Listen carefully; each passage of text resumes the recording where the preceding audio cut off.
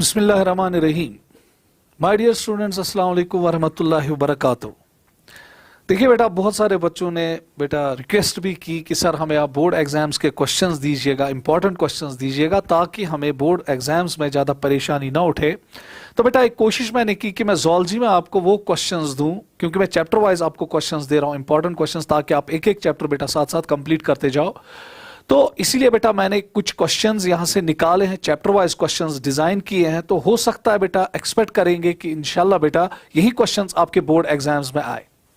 पर बेटा एक चीज और कि अच्छी तरह से पढ़िए, जो जो क्वेश्चन बेटा यहां पे आपको बोला जा रहा है तो वो लगभग बेटा आपके तमाम टॉपिक्स को कवर करेगा, क्योंकि जहां जहां मुझे क्वेश्चंस को डिस्कस करने की जरूरत पड़ेगी तो डेफिनेटली बेटा मैं आपके लिए उसको डिस्कस भी करूंगा।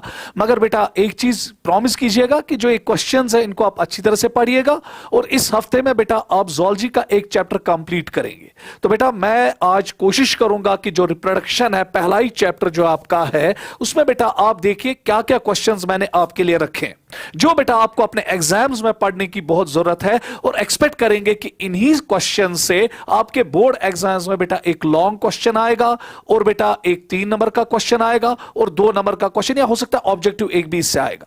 तो देखिए बेटा, अब यहां पे नजर रखिएगा, सबसे पहला रिप्रोडक्शन जो है, इसमें बेटा हमने क्या क्या किया। एक तो एनिमल रिप्रोडक्शन को कंसल्ट किया है, उसी में हमने एम्ब्रियोलॉजी को भी लिया है और इसी में बेटा हमने रिप्रोडक्टिव हेल्थ को भी बेटा सारा लिया है। तो देखिए बेटा, सबसे पहला क्वेश्चन जो आने के बहुत ज्यादा चांसेस है, तो that is the different types of reproduction. तो सबसे पहले बेटा डिफरेंट टाइप्स ऑफ रिप्रोडक्शंस में आप देखिएगा कि सबसे पहला क्वेश्चन जो यहां आएगा, different types of sexual asexual reproduction. So अगर हम एनिमल किंगडम में जाएंगे, आपको वहां पे किस किस किस्म की एसेक्सुअल रिप्रोडक्शन मिलेगी, क्योंकि बेटा एनिमल्स में एसेक्सुअल रिप्रोडक्शन भी कुछ में होती है और बेटा कुछ में सेक्सुअल रिप्रोडक्शन भी होती है और कुछ में एसेक्सुअल भी और सेक्सुअल भी। जैसे आप पॉरीफेरा में जाएंगे, वहां एसेक्सुअल भी है और सेक्सुअल प्रोडक्शन भी है। नाइजीरिया में आएंगे, वहां पे सेक्सुअल भी है, एसेक्सुअल प्रोडक्शन भी है।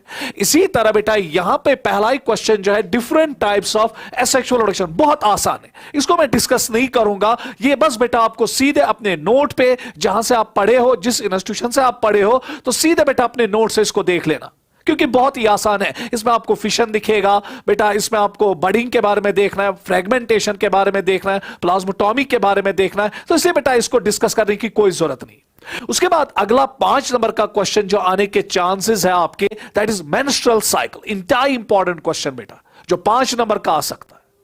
तो इसलिए बेटा इस पे हम पूरी तरह से इसको डिस्कस करेंगे, ताकि जिस बच्चे ने बेटा पूरी तरह से मेंस्ट्रुअल साइकिल पे कांसेप्ट नहीं होगा तो ये डिस्कस हो जाएगा। उसके बाद फर्टिलाइजेशन एंड इवेंट्स, ये भी बेटा एक बहुत इंपॉर्टेंट क्वेश्चन है जो बेटा आपके बोर्ड एग्जाम्स में पूछा जाएगा। What is parturition and which hormones are involved in induction of parturition, ये भी बहुत इंपॉर्टेंट क्वेश्चन है, चाइल्ड बर्थ के बारे में पूछा जाएगा।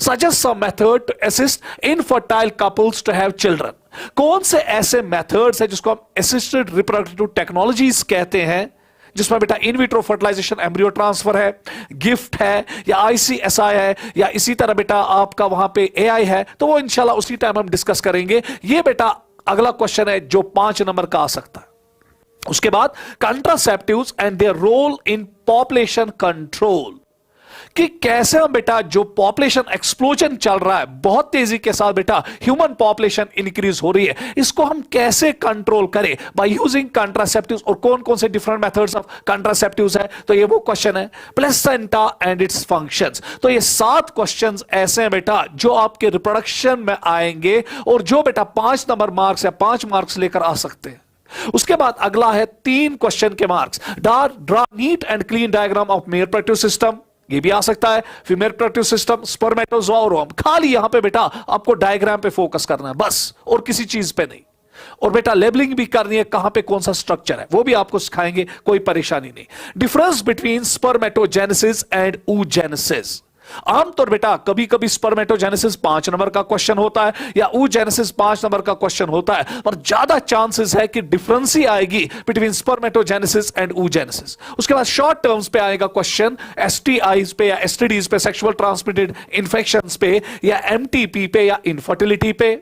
Higher organisms have resorted to sexual production in spite of complexity. Justify. ये भी डिस्कस होगा। In our society women are often blamed for giving birth to daughters, can you explain why this is not correct, ये भी बेटा हम discuss करेंगे। उसके बाद 2 नंबर के क्वेश्चन में आएगा, describe the structure of seminiferous tubules, component of semen, write 2 major functions of testis and ovaries, what is amniocentesis and what are its misuses, और what are the suggested reason for population explosion. तो यही question बेटा जहां जहां मुझे लगेगा कि हमें डिस्कस करने की जरूरत है तो हम उसको बेटा डिस्कस करेंगे। और सबसे पहला क्वेश्चन जो हमने अभी आपको बोला, that is different types of asexual reproduction. ये आप सीधे बेटा याद कीजिए, इसमें कोई रॉकेट साइंस नहीं है, ना कहीं कंसेप्ट है जिस पे बेटा हम काम करेंगे। इससे बेटा इसमें कोई परेशानी नहीं है। आपने जिस इंस्टीट्यूशन में भी पढ़ा है, जो भी आपके पास नोट है या जो भी आपके पास रेफरेंस बुक है या रेफरेंस मटेरियल है, उस पर बेटा आप काम कीजिएगा। ये बेटा टाइम वेस्टेज अगर इस क्वेश्चन को डिस्कस किया जाएगा। नेक्स्ट क्वेश्चन जो बेटा यहां पे अब आपके जोली में आने वाला है, दैट इज मेंस्ट्रुअल साइकिल। इंतहाई इंपॉर्टेंट क्वेश्चन बेटा। देखिए अगर आप देखेंगे, ये आपकी टेक्स्ट बुक की एक इमेज है जिसपे अगर आप फोकस करोगे, आपका पूरा मेंस्ट्रुअल साइकिल जो है वो आपके काबू में आएगा। क्योंकि आमतौर बेटा जब नीट में भी बच्चा जाता है, बहुत ज्यादा कंफ्यूजन में रहता है इस मेंस्ट्रुअल साइकिल में, बोर्ड एग्जाम्स की तो कोई बात ही नहीं। तो देखिए बेटा बस आसान, क्या क्या पॉइंट्स याद रखने, बस एक एक पॉइंट लिखिएगा जिससे बेटा आपके तमाम मसले हल होंगे। सबसे पहला पॉइंट यह है कि यह बेटा होता है in the females of primates. So जो कोई भी प्राइमेट है उनकी फीमेल्स में बेटा यह साइकिल हम देखते हैं। और उसके बाद अब प्राइमेट्स में क्या क्या आएंगे, क्योंकि यह पता होना चाहिए। सबसे पहले प्राइमेट्स में बेटा मंकीज आते हैं, उसके बाद बेटा इसमें एप्स आते हैं और इसमें ह्यूमन बीइंग्स आते हैं। और एप्स आप सबको पता होना चाहिए बेटा, एप्स जो है वो 4 किस्म के हैं, गोरिल्ला, ओरेंगटन, चिंपैंजी एंड गिबन। सो चाहे बेटा मंकीज हो, एप्स हो या ह्यूमन बींग्स हो, उनकी फीमेल्स में बेटा आप ये मेंस्ट्रुअल साइकिल देखेंगे। और कलेक्टिवली बेटा चाहे अब मंकी हो, चाहे एप हो या चाहे ह्यूमन बींग हो, वी कॉल देम एज बेटा प्राइमेट्स।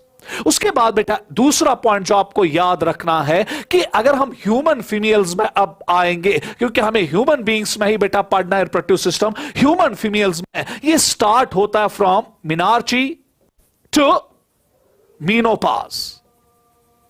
अब क्वेश्चन ये उठेगा, सर ये मिनार्ची और मीनोपाज क्या होता है? देखिए बेटा जब एक ह्यूमन फीमेल 13 साल की होती है, उसके बाद ये साइकिल उसमें शुरू हो जाता है। बस इसी तरह लिखिएगा बेटा।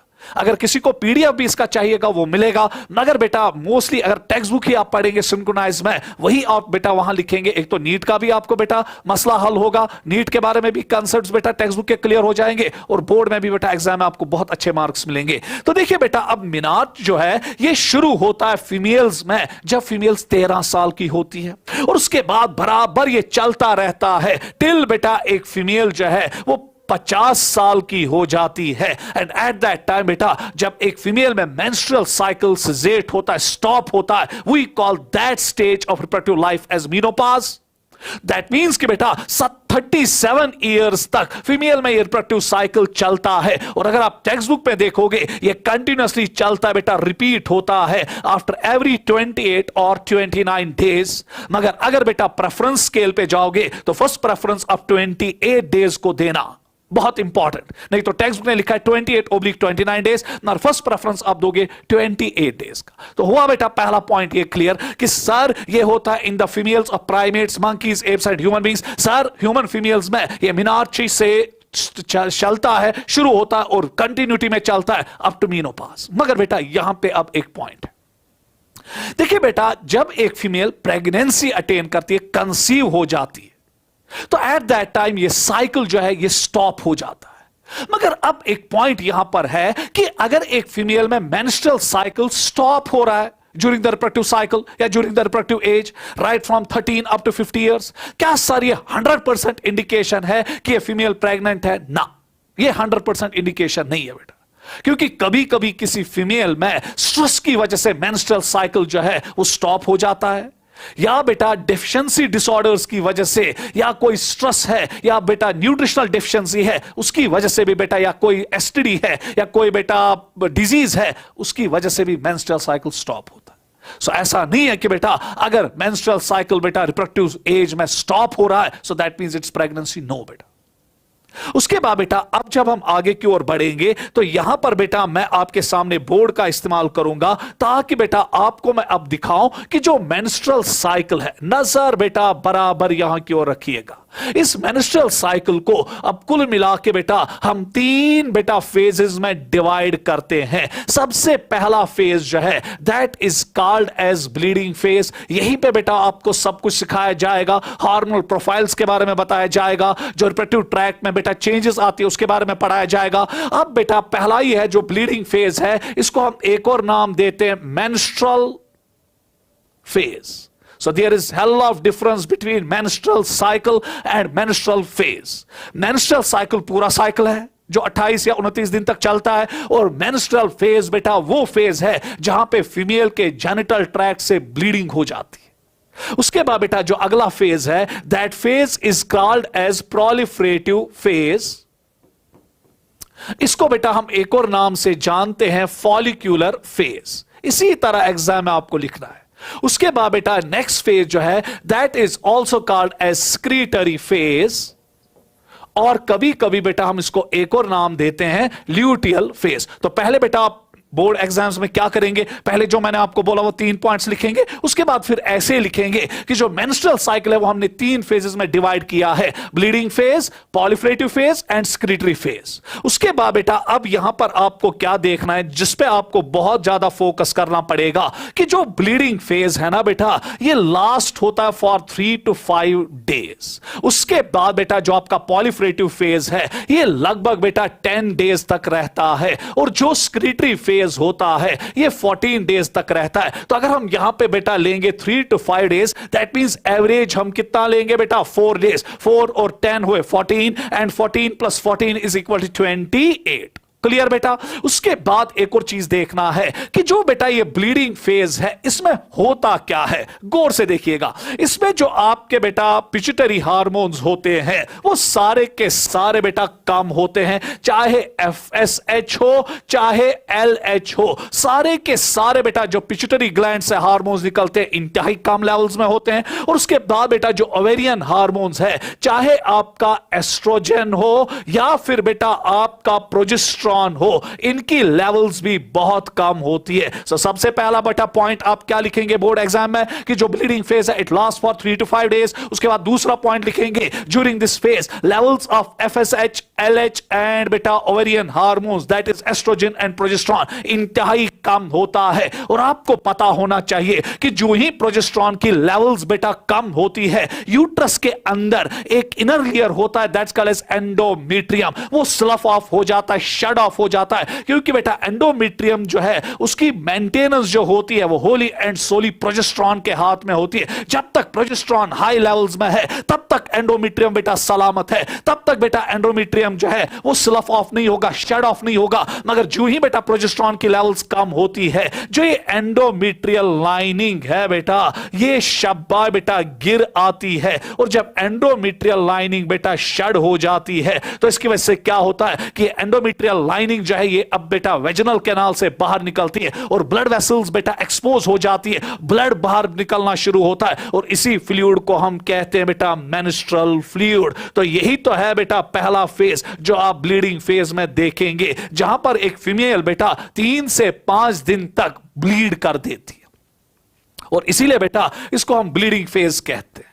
उसके बाद बेटा जो ही ये 3 या 5 दिन या 4 दिन एवरेज बेसिस पे अगर हम जाएंगे कंप्लीट हो जाते हैं, तो अब शुरू हो जाता है बेटा एक phase, and that phase is called as follicular phase. और देखिए बेटा फॉलिकुलर फेज में अब क्या होता है, हाइपोथैलेमिक हार्मोन जो है दैट इज GnRH जो हाइपोथैलेमस से निकलता है, अब बेटा उसकी लेवल्स इंक्रीज होती है। इन टर्न GnRH क्या करता है, वो पिट्यूटरी ग्लैंड को स्टिमुलेट करता है, और वहां से बेटा एक एक हार्मोन निकालता है and that is called as FSH, और एक और हार्मोन बेटा निकालता है वहां से and that is called as LH। मगर पहले बेटा हम FSH का रोल देखेंगे, ये FSH क्या करता है। सो दैट मींस कि बेटा जब एक फीमेल प्रोलिफरेटिव फेज में आ जाती है मेंस्ट्रुअल साइकिल में, तो अब देखिए बेटा वहां क्या हो जाता है। अब वहां क्या होता है कि जो FSH है उसकी लेवल्स क्या हो जाती है, इंक्रीज, और जो ही FSH की लेवल्स बेटा इंक्रीज हुई, नो डाउट LH भी बढ़ता है, मगर पहले हम बेटा FSH का ही रोल देखेंगे। अब देखिए बेटा FSH क्या करेगा, जो बेटा एंडोमेट्रियल लाइनिंग है वो उसको वापस रिजनरेट करेगा, नहीं तो बेटा ब्लीडिंग कंटिन्यूस रहेगी ना। तो अब ये एंडोमेट्रियल लाइनिंग को आहिस्ता आहिस्ता बेटा रिजनरेट करता है, इसलिए बेटा इसको हम रिकवरी फेज भी कहते हैं। जो पहले 2 दिन प्रोलिफरेटिव फेज के होते हैं उनको हम रिकवरी फेज भी कहते हैं, क्योंकि उसमें रीएथलाइजेशन हो जाती है। उसके बाद क्या होता है फिर कि जो बेटा ये FSH है अब ये ओवरी पे बेटा एक्ट करता है फीमेल के, और वहां पे प्राइमरी फॉलिकल को कन्वर्ट करता है into secondary follicle, secondary follicle को कन्वर्ट करता है इनटू बेटा टर्शियरी फॉलिकल, और टर्शियरी फॉलिकल को कन्वर्ट कर देता है बेटा इनटू ग्रेफियन फॉलिकल। अब बेटा ये ओवरी के ऊपर बेटा एक ब्लिस्टर लाइक स्ट्रक्चर, एक फोड़ा जैसा स्ट्रक्चर निकल के आता है and that is called as graafian follicle. और इसी ग्रेफियन फॉलिकल के अंदर बेटा अब एक स्ट्रक्चर होता है and that structure is called as secondary oocyte। मगर ये जो सेकेंडरी oocyte होता है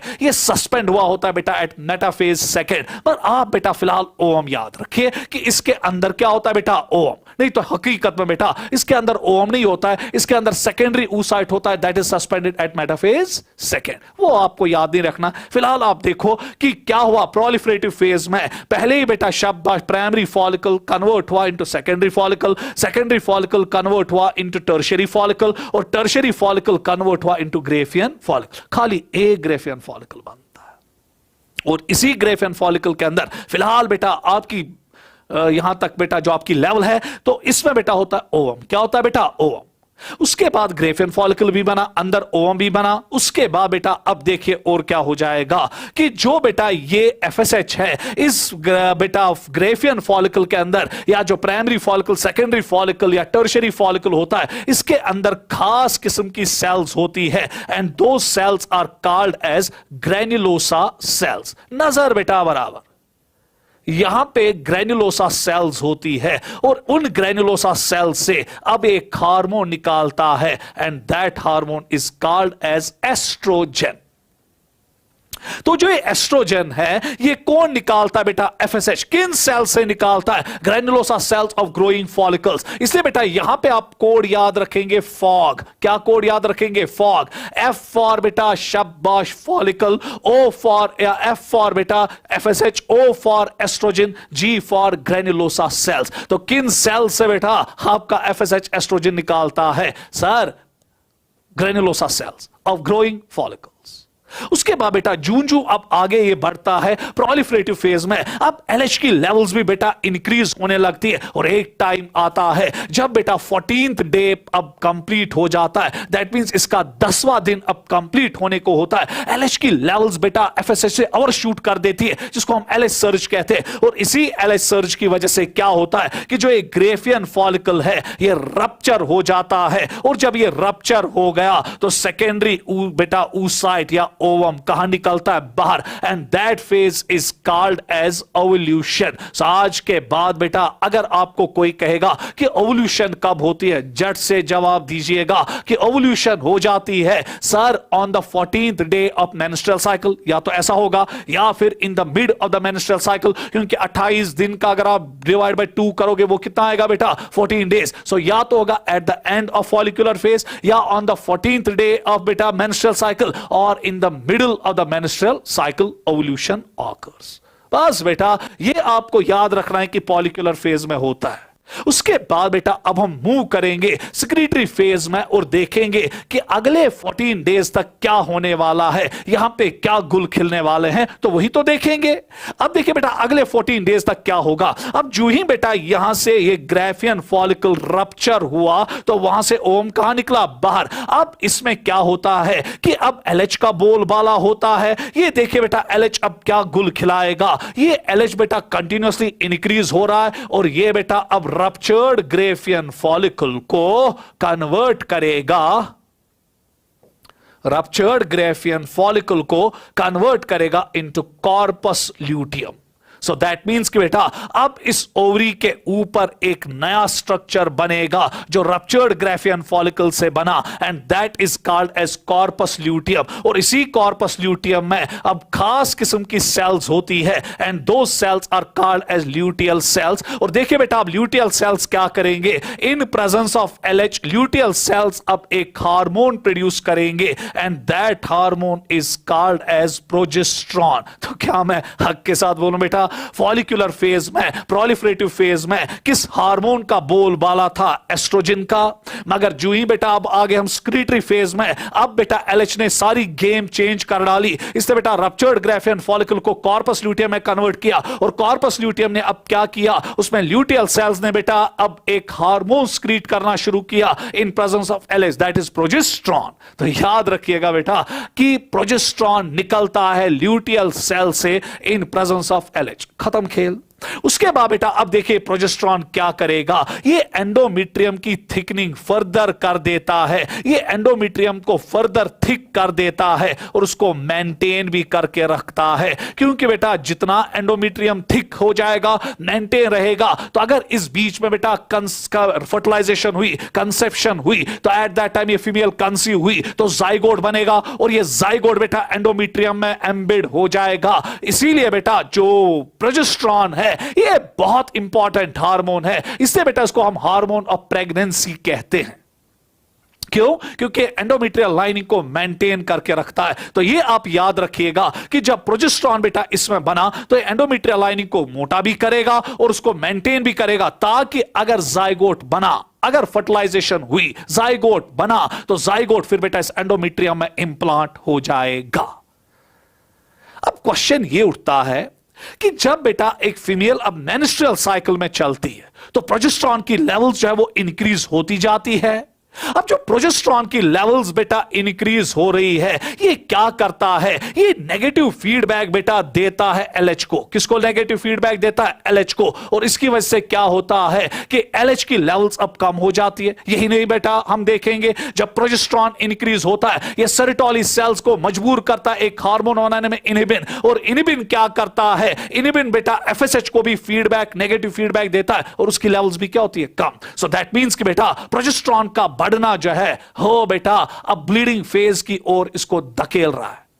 मगर क्वेश्चन अब ये उठेगा कि सर प्रोजेस्टेरॉन तो इंक्रीज हो रहा है, चाहे प्रेगनेंसी हो चाहे नॉन प्रेगनेंसी हो, प्रोजेस्टेरॉन तो इंक्रीज होगा। और सर आपने भी कहा कि जब प्रोजेस्टेरॉन इंक्रीज होगा वो नेगेटिव फीडबैक देगा किसको बेटा? एलएच को भी। और बेटा सेरोटोनिन सेल्स को मजबूर करे, सॉरी बेटा ओवेरियन सेल्स को मजबूर करेगा, ग्रेनुलोसा सेल्स को मजबूर करेगा इनहिबिन बनाने के लिए। और वो इनहिबिन क्या करेगा, वो एफएसएच को भी इनहिबिट करेगा। तो ओवरऑल बेटा एलएच भी कम होगा, एफएसएच भी कम होगा। मगर पंगा ये है कि अगर एलएच कम हुआ तो जो कॉर्पस ल्यूटियम है उसकी धज्जियां उड़ जाती है, कॉर्पस ल्यूटियम डिसइंटीग्रेट हो जाएगा। और जब कॉर्पस ल्यूटियम डिसइंटीग्रेट होगा, प्रोजेस्टेरॉन की लेवल्स क्या होंगी? कम। और जब प्रोजेस्टेरॉन ही खत्म होगा तो एंडोमेट्रियम भी खत्म, और एंडोमेट्रियम भी खत्म, it will initiate a new menstrual cycle. Sir फिर अगर एक फीमेल प्रेग्नेंट रहती है, फिर उसका एंडोमेट्रियम कैसे सलामत रहता है? देखिए बेटा कैसे।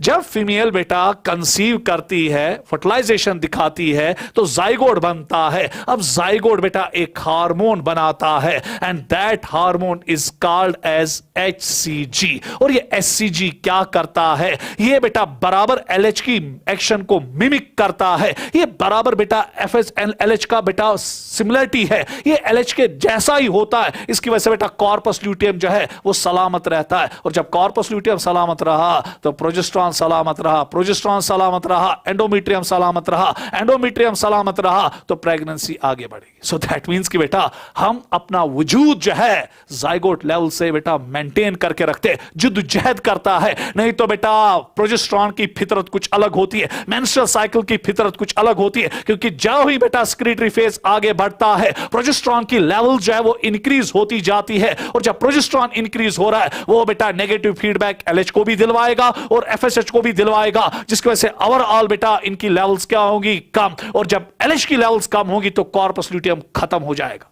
तो प्रेगनेंसी नहीं रहेगी, फिर दुनिया में कोई प्रेगनेंसी नहीं रहेगी। शुक्र करो बेटा, हम आमतौर गाड़ी में जब चढ़ते हैं हम कहते हैं ना, सवारी अपने सामान का खुद जिम्मेदार है। जायगोट भी जब बनता है वो अपने वजूद का खुद जिम्मेदार होता है। क्यों? क्योंकि उसको जरूरी बेटा एचसीजी प्रोड्यूस करना है, ह्यूमन कोरियोनिक गोनाडोट्रोपिन हार्मोन, क्योंकि इसी हार्मोन से वो कॉर्पस ल्यूटियम को मेंटेन करके रखता है, जिसकी वजह से प्रोजेस्टेरोन की लेवल्स मेंटेन होती है और प्रेगनेंसी मेंटेन रहती है। So this was all about menstrual cycle, जो बेटा आपको 5 मिनट में वहां पे करना पड़ेगा या 10 मिनट में, आई डोंट नो कितना टाइम वहां पे आपको मिलता है एक क्वेश्चन करने के लिए। तो ये बेटा एक आउटलाइन था। अगर बेटा अब आप किताब पढ़ोगे, कोई भी नोट पढ़ोगे, अब बेटा इसको हम दिखाएंगे या पीडीएफ में आपको भेजूंगा, आपको सब कुछ क्लियर हो जाएगा। So this was all about your menstrual cycle. Now we will move to another question, जो बेटा अब हम यहां पर देख लेंगे। ये बेटा मेंस्ट्रुअल साइकिल आप अगर देखेंगे, अब आपको सीधे पता चलेगा कि टेक्स्ट बुक क्या कह रही है। प्लीज बेटा अब यहां पर देखिएगा। तो देखिए बेटा, ये पहला पार्ट है।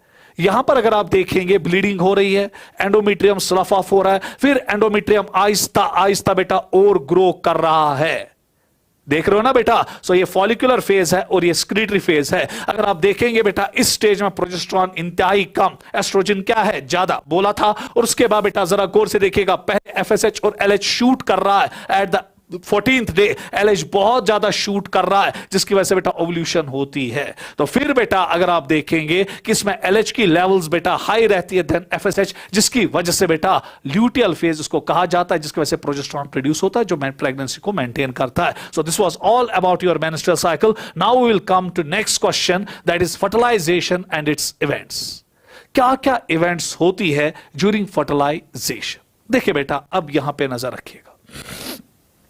देखिए, अगर हम फर्टिलाइजेशन की ओर मूव करेंगे, गौर से बेटा यहां पर देखिएगा, यहां से एक वीडियो भी बेटा आपके साथ साथ चलता जाएगा, जिसपे बेटा हमें काम करना है। तो ये साथ साथ चलता जाएगा और यहां से बेटा हम काम भी करेंगे। अच्छी तरह से बेटा देखिएगा।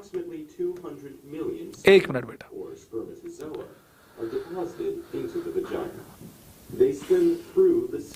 एक मिनट बेटा, एक मिनट बेटा।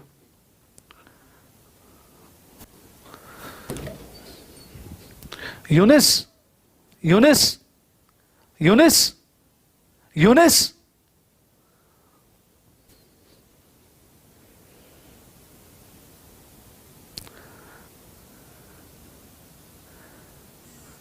एक मिनट बेटा मुझे दीजिएगा, थोड़ा बहुत वीडियो नहीं चल रहा है।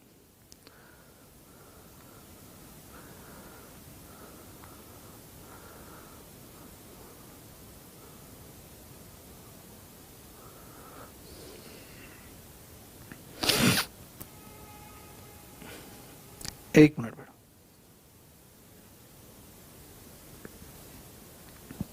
चलो बेटा, तब तक मैं आपका बोर्ड यहां पे इस्तेमाल करूंगा ताकि बेटा हम फर्टिलाइजेशन के बारे में आपको बोल दें।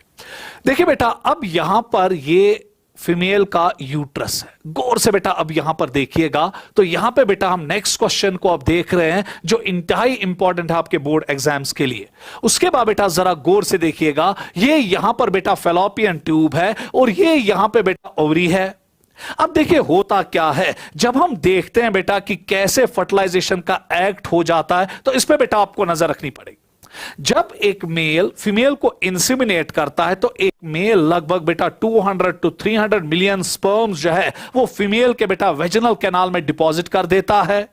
उसके बाद बेटा अब ये स्पर्म्स आहिस्ता आहिस्ता चली जाती है और चली जाती है टुवर्ड्स द फेलोपियन ट्यूब।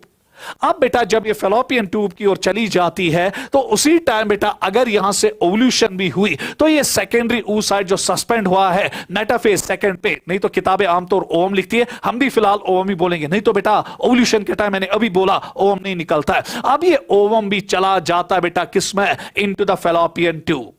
अगर बेटा फर्टिलाइजेशन होनी है तो एक चीज जरूरी है जो आपकी टेक्स्ट बुक में लिखा है, हम आपकी टेक्स्ट बुक पे ही चलेंगे क्योंकि इससे आपका नीट का भी थोड़ा बहुत कवर हो जाएगा। सो दैट मींस कि ये तभी होगा जब ओवम और स्पर्म्स साइमल्टेनियसली पहुंचेंगे towards the site of fertilization. और आप सबको पता है कि जो साइट ऑफ फर्टिलाइजेशन है वो एक रीजन होता है बेटा आपके फेलोपियन ट्यूब में, and that region is called as ampulla, या हम इसको एम्पुलरी रीजन भी कह सकते हैं। पर यहां पे बेटा एक ख्याल रखिएगा, अगर आपके पास पुरानी टेक्स्ट बुक है वहां पे लिखा है एम्पुलरी इस्थमिक जंक्शन, क्योंकि बेटा यहां पे एम्पुला उसके बाद एक और रीजन इसके साथ होता है दैट्स कॉल्ड इस्थमस। मगर याद रखिएगा कि जो नई टेक्स्ट बुक है उसने एम्पुलरी जंक्शन लिखा है। अगर आप बेटा समरी पे आओगे वहां पे एम्पुलरी इस्थमस जंक्शन लिखा गया, मगर आप मेहरबानी करके याद रखिएगा एम्पुलरी रीजन या फिर सीधे एम्पुला। अब बेटा यहां पे सेकेंडरी oocyte भी आ रहा है, अब यहां पे बेटा स्पर्म्स भी आ रही है। अब देखिए बेटा होगा एक act and that is the act of fertilization. अब यहां पर बेटा फर्टिलाइजेशन कैसे होगी वही तो हमें देखना है। तो देखिए बेटा फर्टिलाइजेशन का कैसे बेटा आप यहां पर नजारा करोगे, कैसे बेटा ये फर्टिलाइजेशन हो जाती है। तो अच्छी तरह से बेटा एक वीडियो आपके सामने चलेगा जिसपे बेटा हम अभी काम करने वाले हैं। तो नजर बेटा बराबर आप रखिएगा कि कैसे बेटा ये चलेगा। तो देखिए बेटा यहां पे साथ साथ वीडियो भी चलेगा और यहां से बेटा मैं आपको सिखाऊंगा भी कि सब कुछ कैसे हो जाता है। तो देखिए बेटा अब यहां पे नजर,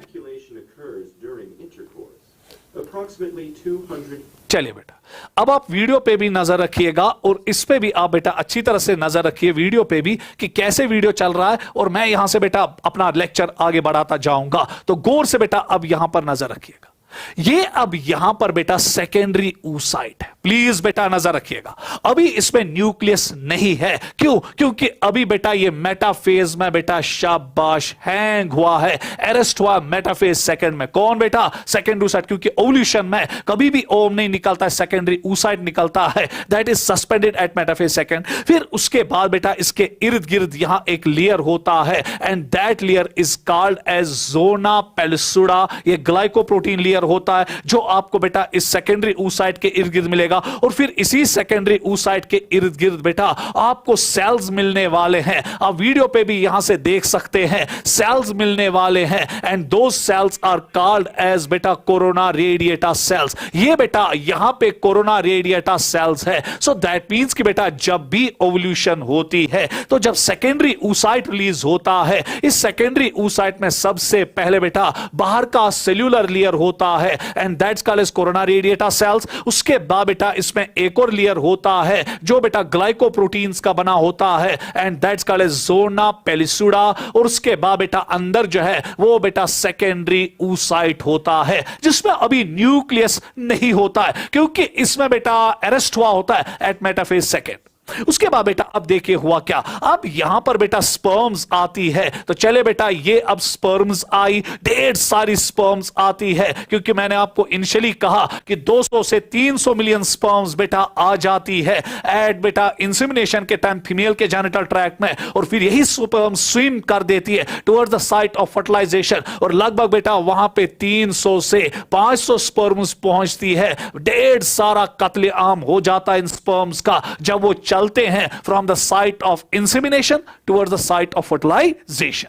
अब देखिए बेटा होगा क्या, जब ये स्पर्म्स बेटा अब आ रही है, एक नहीं है बहुत सारी स्पर्म्स अब हिट कर रही है सेकेंडरी oocyte को, और इनमें बेटा अब एक स्पर्म ऐसी है जो बेटा इसको फर्टिलाइज करेगी और जाइगोट में तब्दील करेगी। अब क्वेश्चन उठा कैसे, यही तो बेटा हमें इवेंट्स में देखना है। देखिए बेटा जो ही ये स्पर्म अब आई in contact with corona radiata, तो यहां पर बेटा स्पर्म के हेड में एक खास किस्म का बेटा ऑर्गेनल होता है and that organelle is called as acrosome, और इसी एक्रोसोम में बेटा खास किस्म के एंजाइम्स होते हैं and those enzymes are called as lytic enzymes. और अगर हम देखेंगे बेटा पहला ही लाइटिक एंजाइम जो इसमें होता है दैट इज कॉल्ड एज हाइलुरोनिडेस।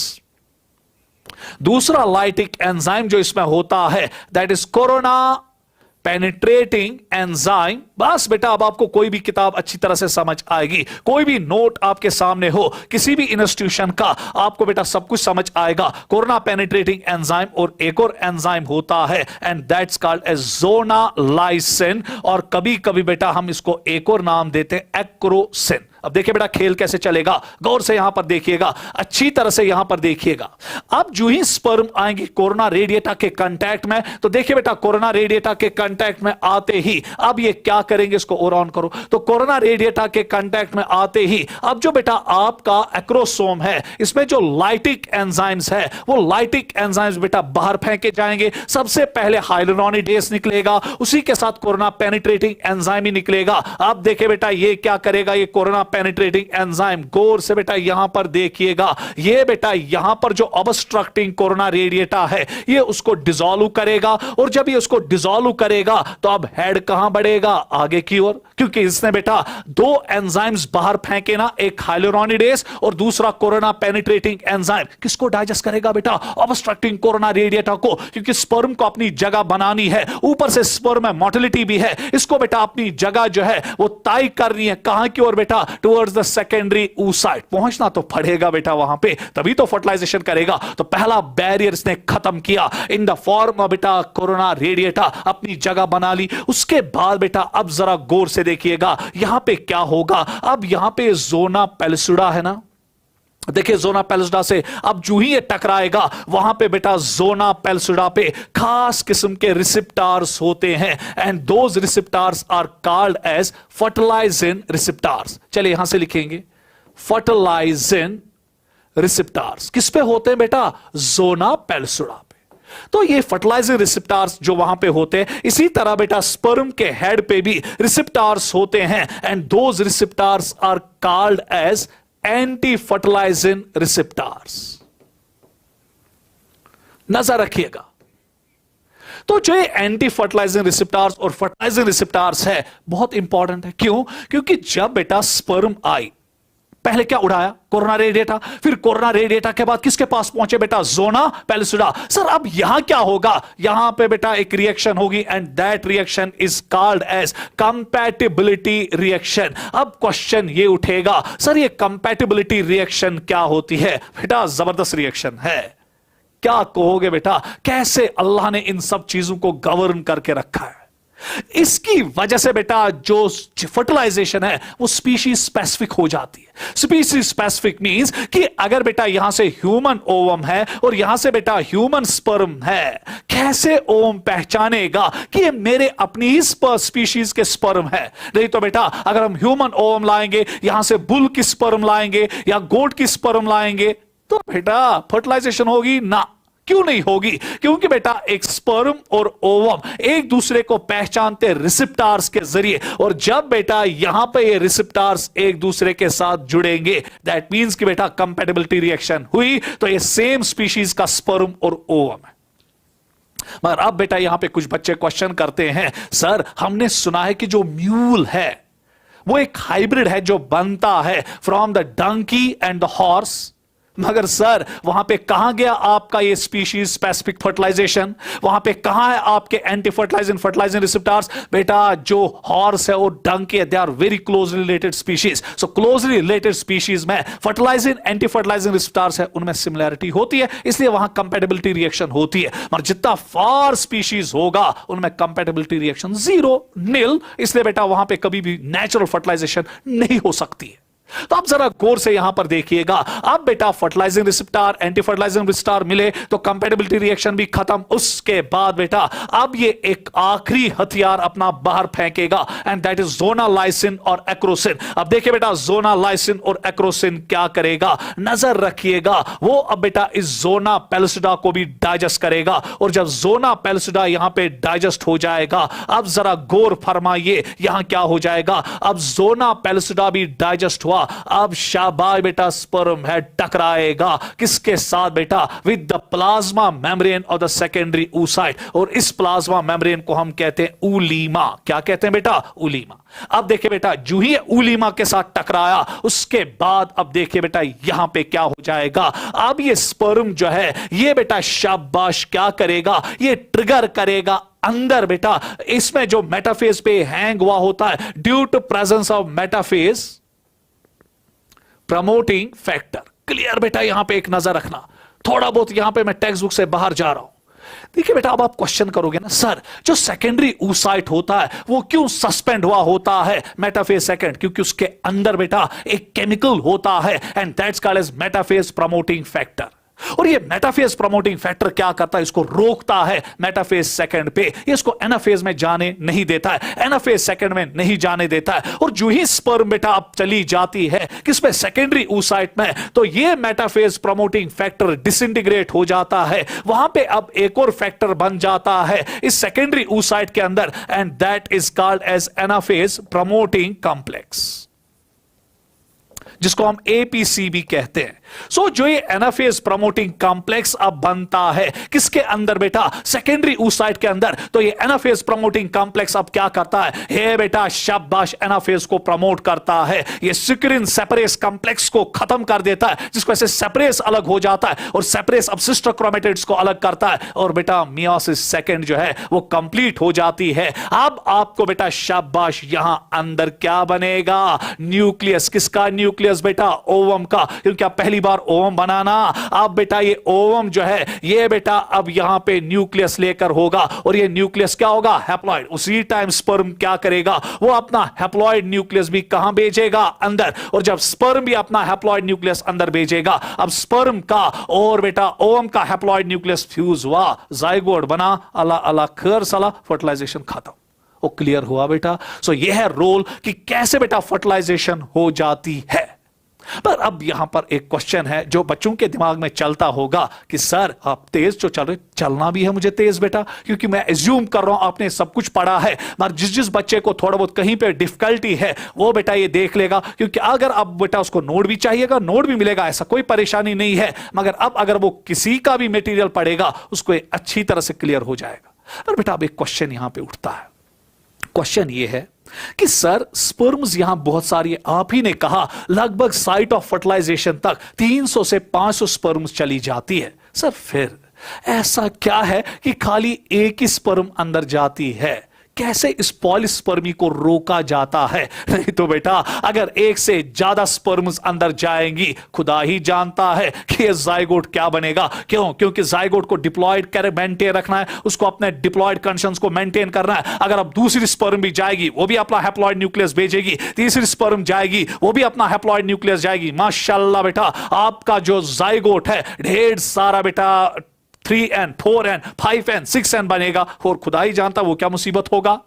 अब बेटा क्वेश्चन ये उठता है कि कैसे इस पॉलीस्पर्मी को ब्लॉक किया जाता है। देखिए बेटा कैसे पॉलीस्पर्मी ब्लॉक हो जाती है, जो आपका यहां पर बेटा ओवम होता है या सेकेंडरी oocyte होता है, इसके अंदर साइटोप्लाज्म में खास किस्म के ग्रेन्यूल्स होते हैं and those are called as cortical granules. और इन कॉर्टिकल ग्रेन्यूल्स में बेटा बहुत सारे कंपोनेंट्स होते हैं, मोस्टली म्यूकोपॉलीसैकेराइड्स में होते हैं।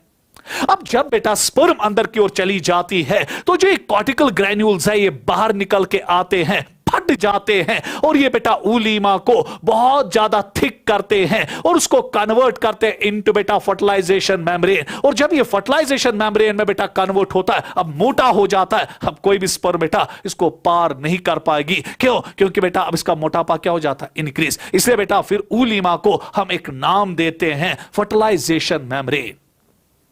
यह था बेटा कंसेप्ट कि कैसे पॉलीस्पर्मी को ब्लॉक किया जाएगा, आसान लैंग्वेज में सिखाया। नहीं तो बेटा पहले फास्ट ब्लॉक पॉलीस्पर्मी होती है, फिर बेटा स्लो ब्लॉक पॉलीस्पर्मी होती है, उसमें आपको जाने की कोई जरूरत नहीं है। बोर्ड एग्जाम है बेटा, ज्यादा पंख नहीं फैलाने।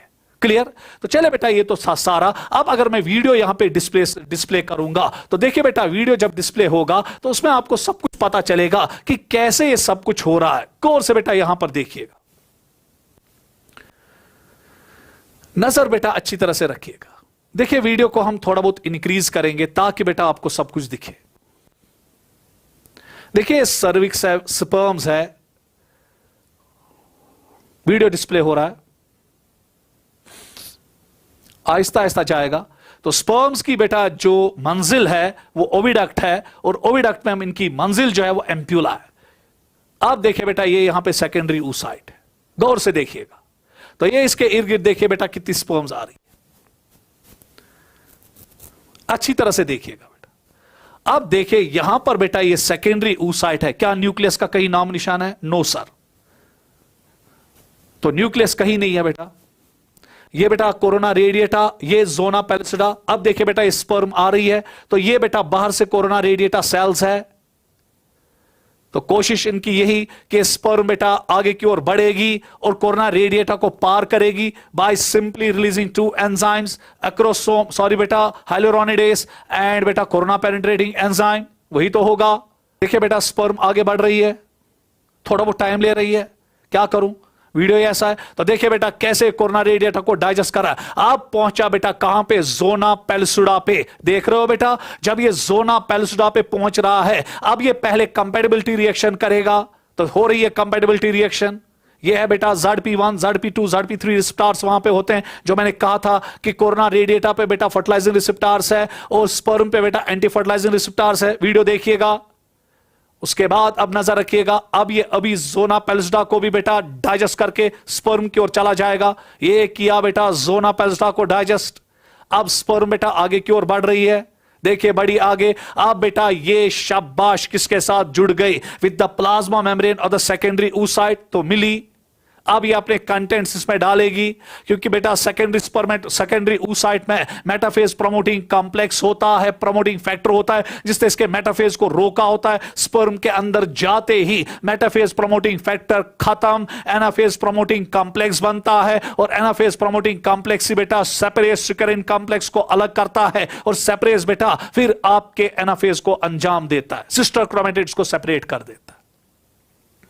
किया बेटा? तो यहां से ये स्पर्म भी कोशिश कर रही है अंदर आने की, अब नहीं आ सकती।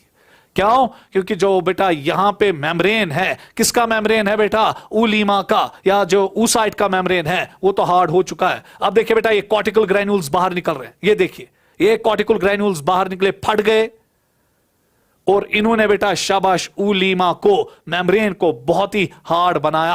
अब स्पर्म कोई अंदर नहीं जा सकते। अब स्पर्म अपना न्यूक्लियस अंदर भेज रही है। यहां पर बेटा ये मेटाफेज का स्पिंडल फाइबर है, किसका बेटा, ओवम का, तो ये बेटा कन्वर्ट हुआ इनटू द शाबाश न्यूक्लियस। ये अब स्पर्म का न्यूक्लियस, ये बेटा ओवम का न्यूक्लियस, अब ये एक दूसरे के साथ फ्यूज हुए, जाइगोट बना। तो इसी के साथ बेटा फर्टिलाइजेशन भी कंप्लीट हो गई। तो चले बेटा हम आगे की ओर बढ़ेंगे, नेक्स्ट स्लाइड की ओर, नेक्स्ट क्वेश्चन की ओर।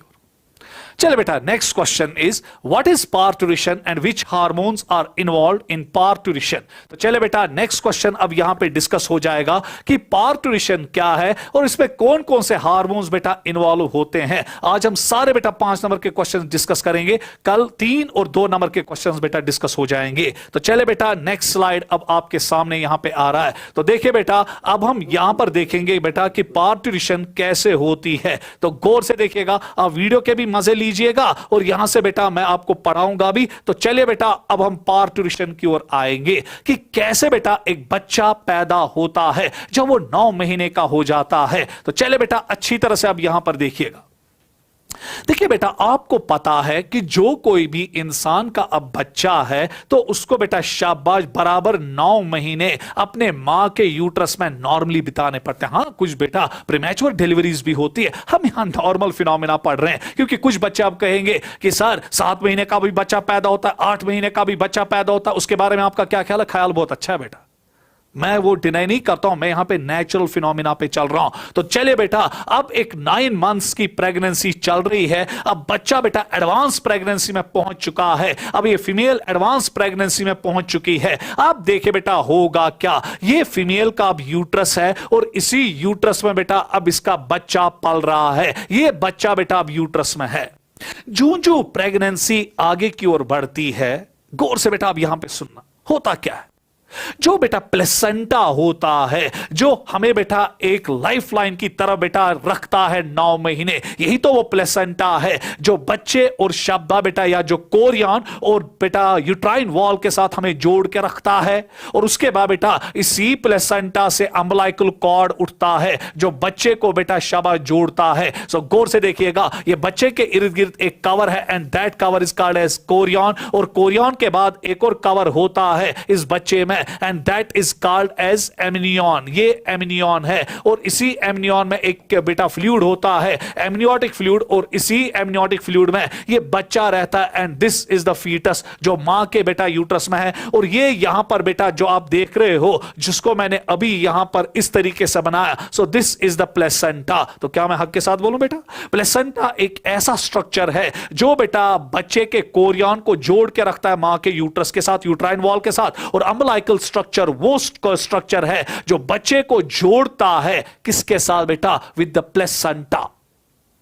अब देखिए बेटा खेल क्या चलेगा, जो ही बच्चा बेटा प्रेगनेंसी में आगे बढ़ता है, 9 महीने के नजदीक पहुंचता है, तो जो बेटा बच्चा का प्लेसेंटा होता है वो एक हार्मोन प्रोड्यूस करता है जिसको हम सीआरएच कहते हैं, या सीआरएच बेटा का एक और नाम है कॉर्टिकोलिब्रिन। इस पे बेटा नजर।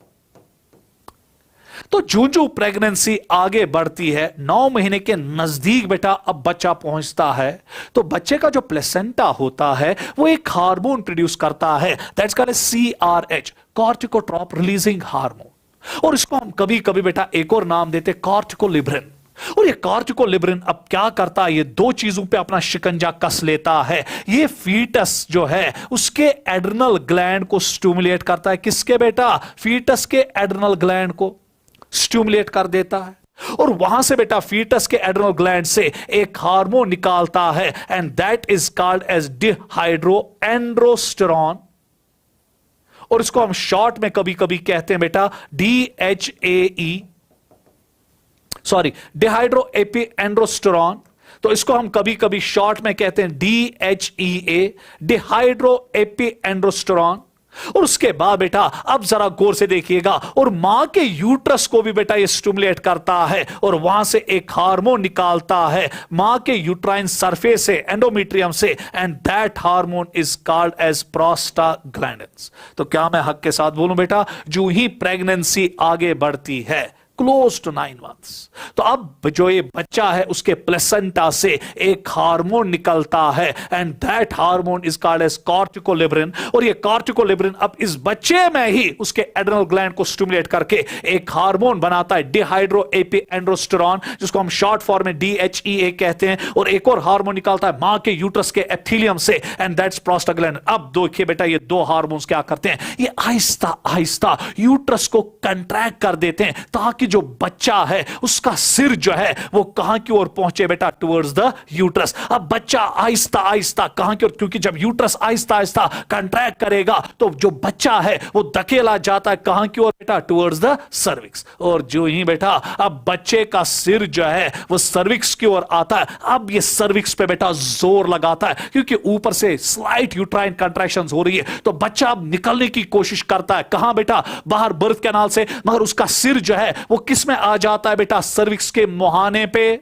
इससे क्या होता है बेटा कि सर्विक्स में जो नर्व फाइबर्स होते हैं, जो नर्व्स होते हैं, वो स्टिमुलेट हो जाते हैं। और जब नर्व स्टिमुलेट होते हैं तो एक नर्व इंपल्स जाती है ब्रेन में, एक रीजन में, and that region is called as hypothalamus. क्या है बेटा, हाइपोथैलेमस। और जब ये हाइपोथैलेमस में चला जाता है ये नर्व सिग्नल, हाइपोथैलेमस से अब एक हार्मोन निकलता है and that's called as oxytocin. मगर आपने पढ़ा है कि हाइपोथैलेमस जब ऑक्सीटोसिन बाहर फेंकता है उसको बेटा पहले भेजता है इनटू द न्यूरो हाइपोफाइसिस, जिसको हम पोस्टीरियर पिट्यूटरी कहते हैं। उसके बाद बेटा पोस्टीरियर पिट्यूटरी से अब ये ऑक्सीटोसिन ब्लड में आता है और ब्लड के जरिए बेटा अब ये यूट्रस पे अपना शिकंजा कस देता है। अब ये यूट्रस में स्ट्रॉन्ग यूट्राइन कंट्रैक्शन शुरू करता है, पर अभी उतनी स्ट्रॉन्ग कंट्रैक्शन शुरू नहीं होती है। उस रिफ्लेक्स को जो ही बेटा शाबाश, कहां से नर्व इंपल्स गई, सर्विक्स से, कहां की ओर गई बेटा, हाइपोथैलेमस से। ये नर्व इंपल्स है ना,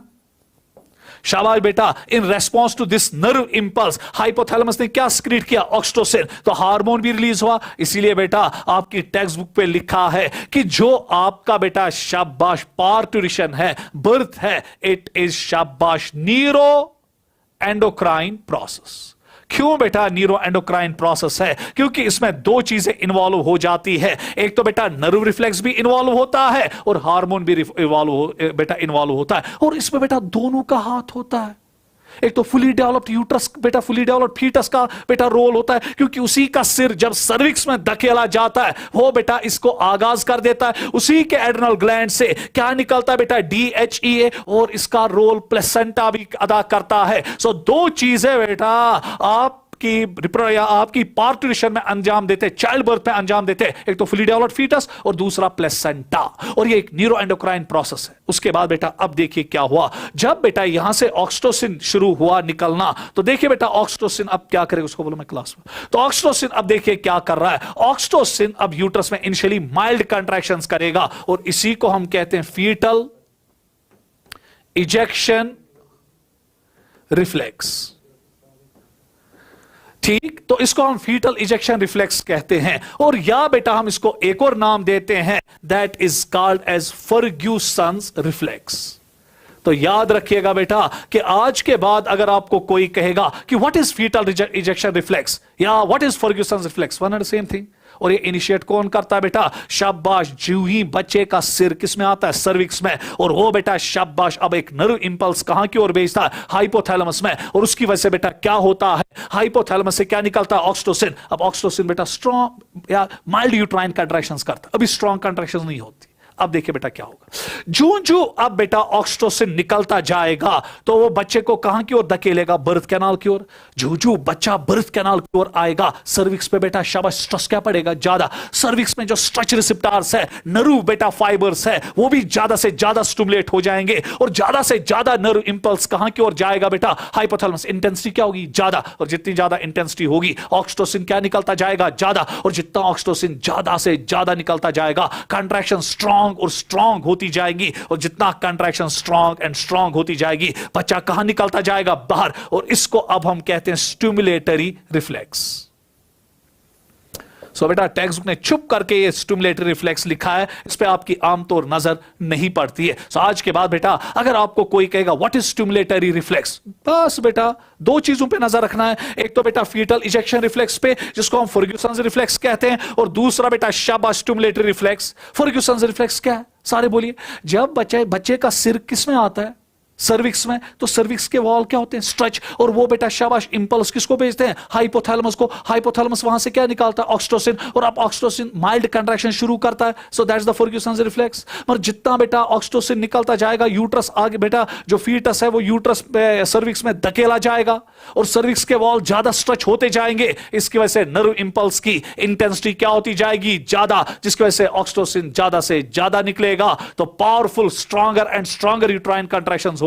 तब तक बेटा stronger and stronger uterine contractions होंगी, तब तक बच्चा बाहर एक्सपेल नहीं होगा। और इसी रिफ्लेक्स को हम कहते हैं स्टिमुलेटरी रिफ्लेक्स। सो पहले फर्ग्यूसन्स रिफ्लेक्स लगता है, फीटल इजेक्शन रिफ्लेक्स, और उसके बाद बेटा स्टिमुलेटरी रिफ्लेक्स, और अल्टीमेटली बेटा बच्चा पैदा होता है। And this is the part duration जो आपको बेटा याद रखनी है। तो नेक्स्ट क्वेश्चन जो हम यहां पर डिस्कस करेंगे, such as some methods to assist infertile couples to have children। देखिए बेटा अब यहां पर नजर रखिएगा, बहुत इंपॉर्टेंट क्वेश्चन है। टाइम को तो गो, ज्यादा टाइम भी नहीं होना चाहिए।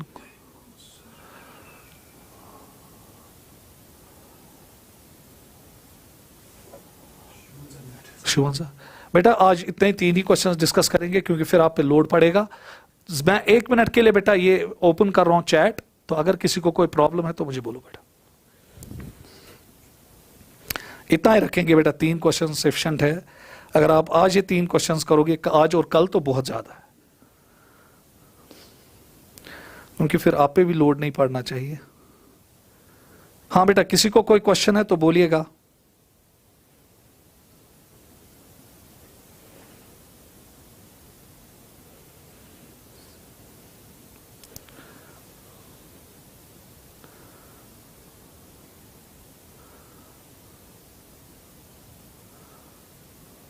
लाइन में तो नहीं है। किसी को अगर कोई क्वेश्चन है बेटा तो बोलिएगा।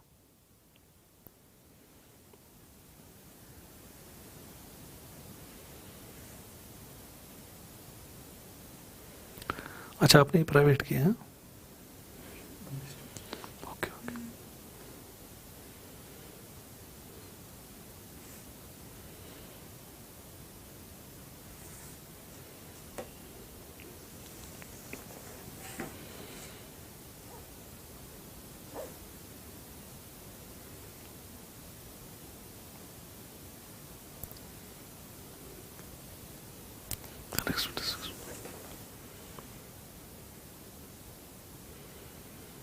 हाँ बेटा अगर किसी को कोई क्वेश्चन है तो पूछिएगा बेटा।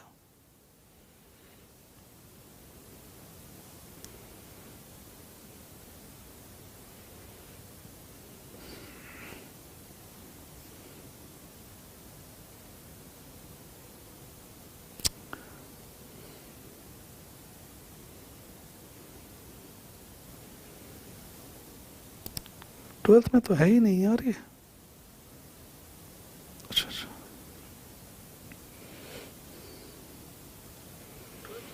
हाँ बेटा अगर कोई क्वेश्चन है बोलिए जल्दी जल्दी।